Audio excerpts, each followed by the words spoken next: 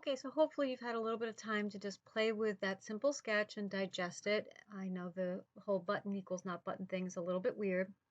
So let's keep going just for a couple more minutes and see what else we can do.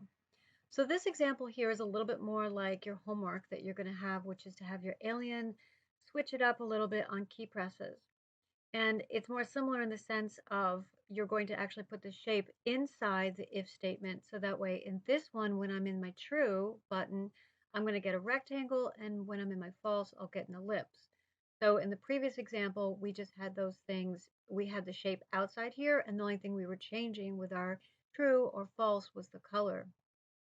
But I just want to point out, you could also change it up with the shape. So I'm going to take my rectangle out of where it was in the draw, and I'm going to attach that essentially to the true statement for this if. So when the button is true, I'll get a rectangle, and when it's false, I'll get a circle. And I'll put it at 250, 50, and 50. And I need to get rid of this. I don't want that to be there. And I will put a background in so that way I can essentially erase the last one. If I don't put a background in, the last button is going to stay there. And so this is what you have to do for your homework assignment as well. Make sure that you have a background here. So when you're changing up your alien, it will appear that the other one was erased, the previous state, so to speak. So now I can go back and forth between these two. And I get two different shapes, and the two different shapes are different colors. And I could extend this. This could be multiple shapes. So it could be, let's say I had a whole bunch of different shapes here, and I'll just move them down, for example. So now I should get two rectangles when I'm there, right? So this could be an entire alien. Or let's say I want some things to be the same. So I could have the rectangle, one rectangle that's in both of them. And so it's just like the top one that changes, right? So when you're doing your alien, the majority of your alien will probably stay the same. So you'd be repeating that code and placing it into the if and to the else, but then just some things would change. So maybe you have a smile that would change to a frown, something like that. And then at some point you're going to want to specify keys because I'd want to have a bunch of different things, bunch of different buttons. So I would say if key equals my letter, and then wrap that in an open and closing curly bracket. So now this only happens, I'll just switch to that slide so that one's in the background. So that only happens on that specific key now. And so hit any other key and it doesn't happen. Okay, so summary. If you have an action that you want to be continuous, but you don't want to have to hold the key down, you want to just be able to press it and then use that same key to switch it back to its original state, which could be a color or no movement. That's when you need to have the buttons. Okay, so I have here, you can go through it on the PowerPoint, the different steps of what you have to go through. Now let's talk about this practice. I want everyone, please do this practice so that way it'll really prepare you for your homework assignment.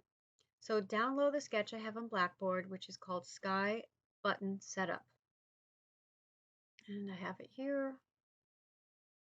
Sky Button Setup. And what you should get when you press play is just simply, a landscape. I have my cloud, I have my sky, which is a rectangle. This is actually just my background, and I did a tree and some leaves, and I know it looks like an ice cream cone, so that's fine. And in my code, I use comments to separate what everything is. So here's my sky, here's my cloud, my trees, leaves. And what I want, I'll show you my finished example, is that I can use some keys to get the sky, the clouds, and the leaves to change. So here's my finished example. I press A, and I get a darker sky, and it starts snowing. I press S, and I'm using random to get a lightning bolt. And I press D, and my tree changes its form a little bit, and it becomes brown. It now looks like a chocolate ice cream cone versus a mint. So I changed the shape just a little bit, and I press S, and I can get rid of or bring back all of my to my original state. So those are these three things: the sky, the cloud and the leaves we're going to make into buttons. I'm going to go through some of this with you, but a lot of this is just I want you to do this on your own. So the first thing is up at the top, you're going to initialize and declare 3 variables, Boolean type, and I would just call them sky, tree, sky, clouds, and leaves. You can actually call them whatever, and I'm going to make them all equal true. So that's going to go all the way up at the top. Yeah, there we go. Okay. So now I have my button set up. Now the next step is I'm going to go to my existing code that I already have for the sky, the clouds, and the leaves, and I'm going to take that code and I'm going to wrap it in an if sky statement, which is the same as saying if sky is true. So back over to my setup here. So this is my sky. I don't actually want to wrap my background. So I'm going to do if sky is true and then close that out. And I'll do the same for the cloud. So if cloud and close that out. Skip tree because I'm not going to change that. If leaves and close that out. Okay, so now these guys all have the true state for buttons. And when I press play, everything should just still be the same. Nothing's really changed yet. Okay, now is the fun part where you're going to pause and take a little bit of time to do this. But you're going to make the false statement, the else, the what we're going to see when we press the button. And one way that you could do this, you don't have to, is you simply start by copying the code. So let's say in my sky, I'm just going to separate that out. I'm going to start with my sky, and I'm going to put my else statement right after. And let's just do our closing bracket immediately. And I'm going to copy the rectangle and the fill and put that in my else. But I'll just make a darker sky. So this is going to be like, I'm going to just put it at 100. So it'll be kind of like a dark gray sky. So I'm going to redraw the sky, but at a different color. All right, so now I'll do the cloud with you. So I'm going to put in else, close it, and I'm going to copy everything here, paste it in, but maybe I'll move things around a little, or you could do something like what I did, which is I took out the cloud altogether and I put in snowflakes falling down. I'll post my code there on Blackboard as well, so if you want to take a look at that, you can. But maybe I would just like move these guys, maybe change their shape a little bit, just make some kind of like little bit of differences here and there. Nothing too dramatic, but just so that we can see like some kind of physical jumping or something. And I'll give them,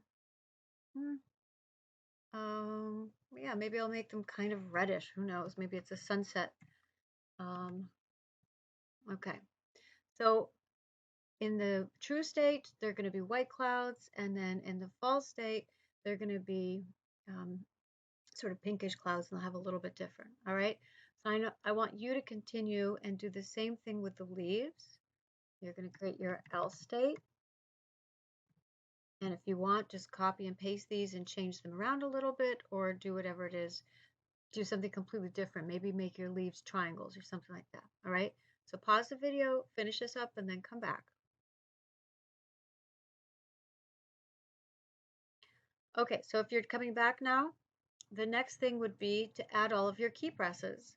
So down at the bottom, I have my version that's complete, and where I have my if and my else statements. And notice, so I have that movement that's happening in my with my else statement to get my rain or snowflakes falling down. You can take a look at mine. That's all my if and else statements. And then down here, add the keys. And I really always use keys into clusters, A, S, D, kind of the ones I use the most. And this is what's going to be getting them toggling, going back and forth between the different if and else statements, your true and false statements. Okay, so If you have any questions, take a look at my completed code for this one, or also you can just zip your sketch and send it to me with your questions in as